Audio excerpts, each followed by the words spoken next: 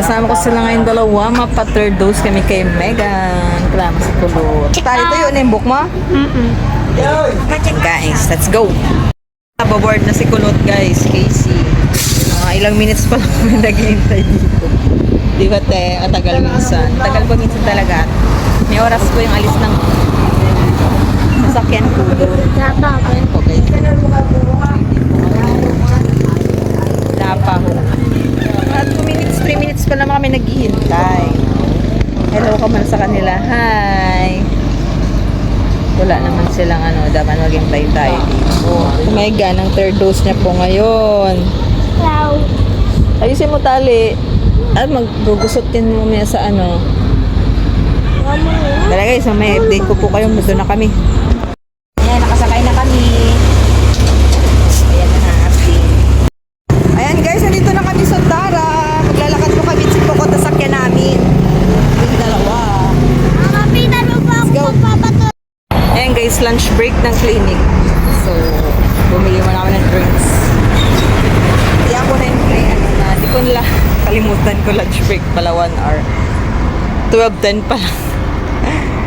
Doon kaya tayo matambay sa kabila. Dito na lang. Pwede na kami namin. Si Poco. Nabili po kami ng shoes.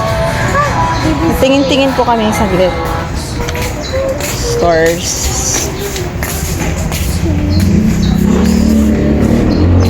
And guys, ito po yung store ng si Poco. At maganda po kami ng dito, yung shoes.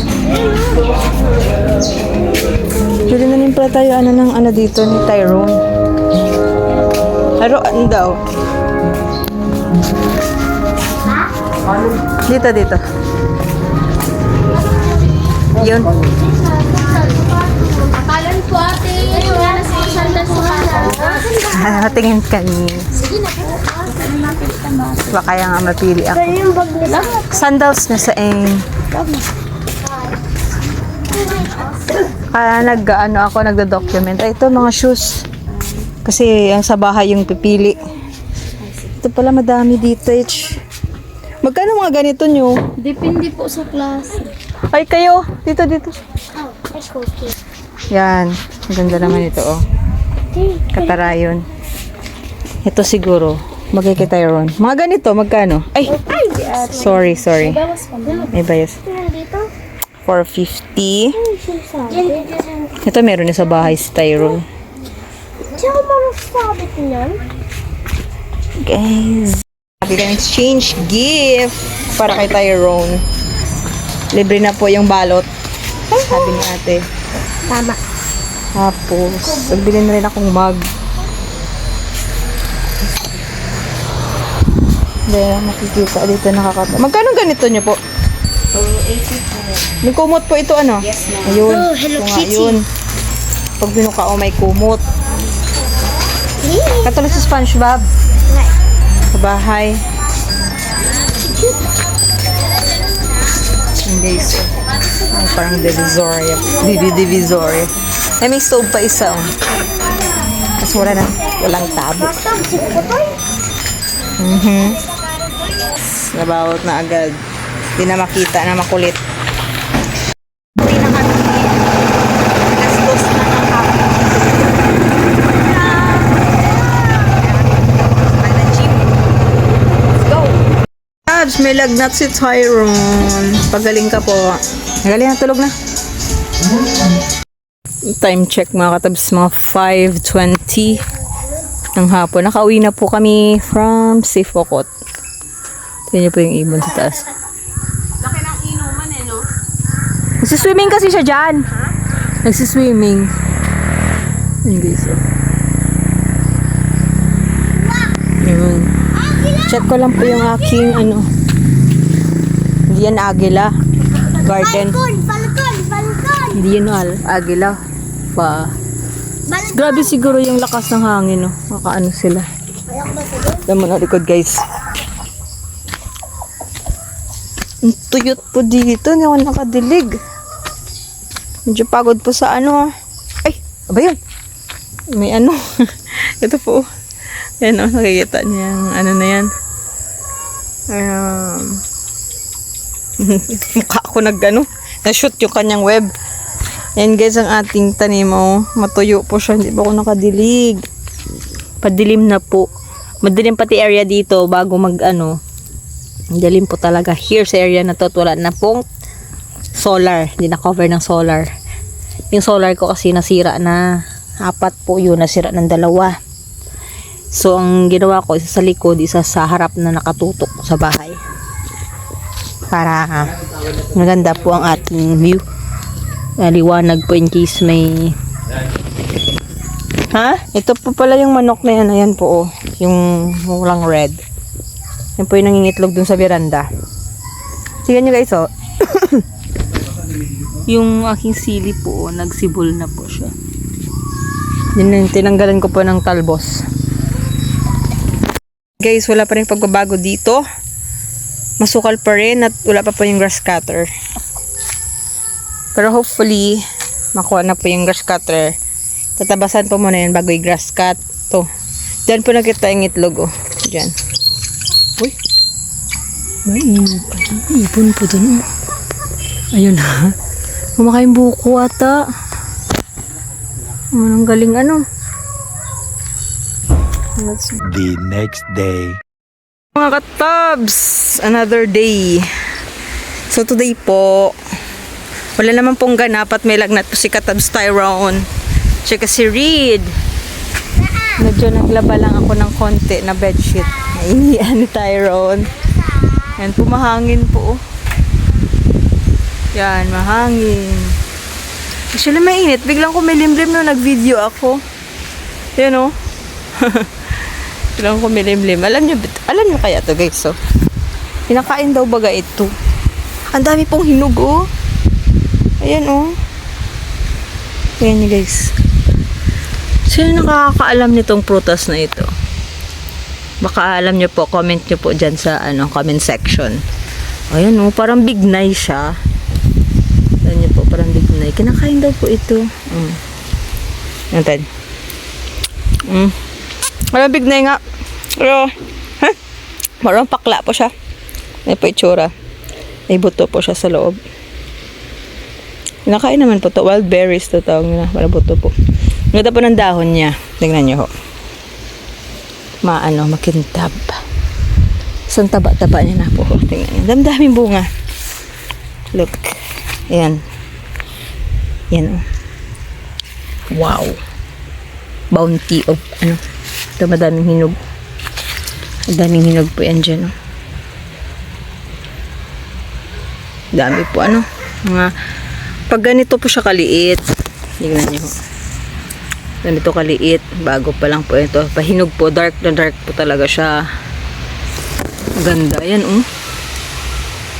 Lang po yan. Kasing tangkad ko lang po yung puno. Ay, kasing liit. Kasi maliit lang pa tayo. Yung ating iba, wala na guys, bunga. Nauubos ng bata. Pero maraming sumisibol na bulaklak. Yan o. Yan. Bulaklak po yan. Ayan, bulaklak na bunga na siya. Actually, may isa pala o. Sarap sana kumuha ng buko guys. Kaso wala yung panungkit. Ay, pangkawit. May ahas daw nakita dito kahapon.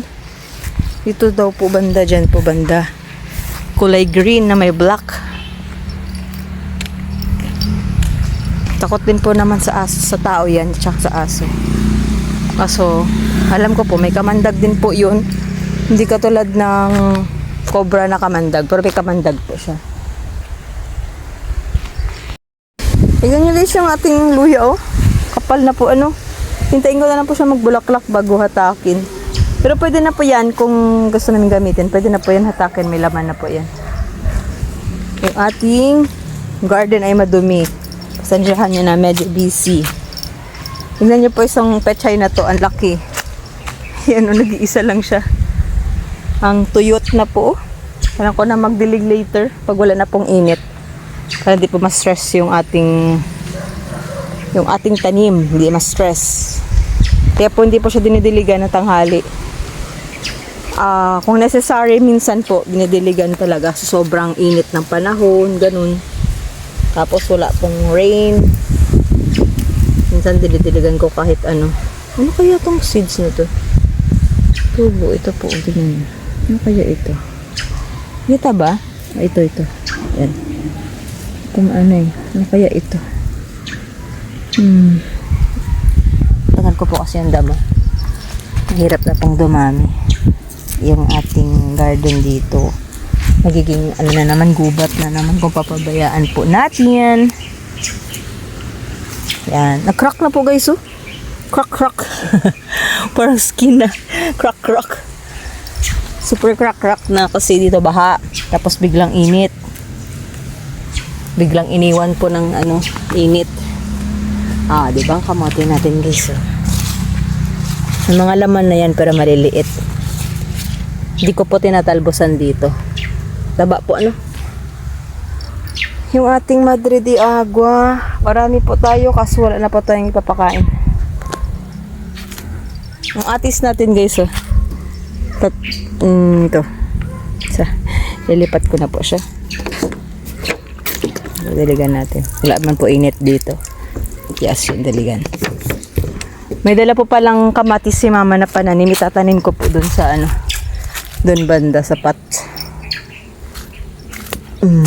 Ang ating basil oh.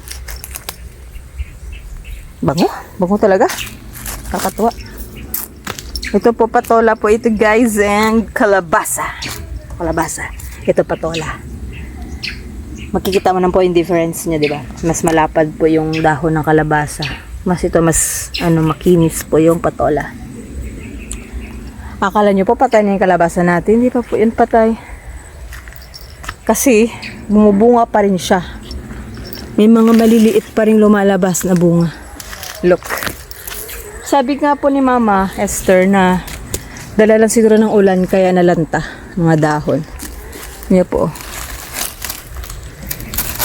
Ayan. Wala na po tubig. Ito nakalaylay na po siya. Grow well. Mula talaga ako makuwang hinog na aratilis dito. Tingnan nyo. Walay. Bigo. Yan. Habang naghihintay ako ng aking iniikot sa washing. Kumot lang po yun. Ganda po ng langit oh. Tapos may maingay na ibon. Saan kaya yan? Okay. Saan kaya siya? Hindi ko siya makita. Hindi ko siya makita. Actually, ang tambayan nila yun sa buko. Buko. Hindi ko na po napuntahan yung dragon fruit natin dun sa likod, guys. Pero i-check ko na din. Ayoko pa mag-check tanghali. Delikado po sa ahas. Labasan po ng ahas ngayon. Magpapainit po sila sa, mga mamaya na po pag tanggal na yung init sa paligid. Natuyo na yung aking napatuyo here. Okay. Tuwa man yung ay guys yung ating maliliit na bayabas. Ano po yan? Maliliit pa pero ang bunga po niyan malalaki. Guapol po ang variety niya. Guapol. Update po pa sa pot natin guys. Hindi pa rin nagalaw. Kasi na-busy po kami. Hindi pa rin nag-harvest ng chiko dun sa kapitbahay. Magkikichiko na. Magkiharvest na lang kami. Mating kahoy. Laylay na siya. Yung talong ko guys, naubos yung bunga. Nila kahapon, ilagay sa sinigang ko na isda. Naubos. Yung gusto ko pong i-goal tanggalin po yung lagayan ng rabbit doon. Yung na yun po. Ilipat ko po doon sa malapit sa plot. Para gawin ko pong nursery ng mga tanim. Itong tibay talaga ng baging na to.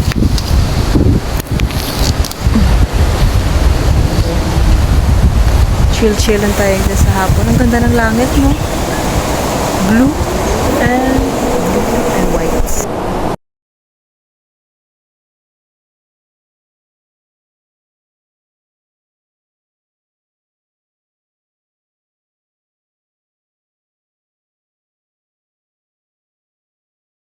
Oh guys, gabi na rin. Tatapusin ko na rin po yung vlog. Kaya nag-check lang ako sa garden. Salamat sa papanonood. Hanggang sa muli.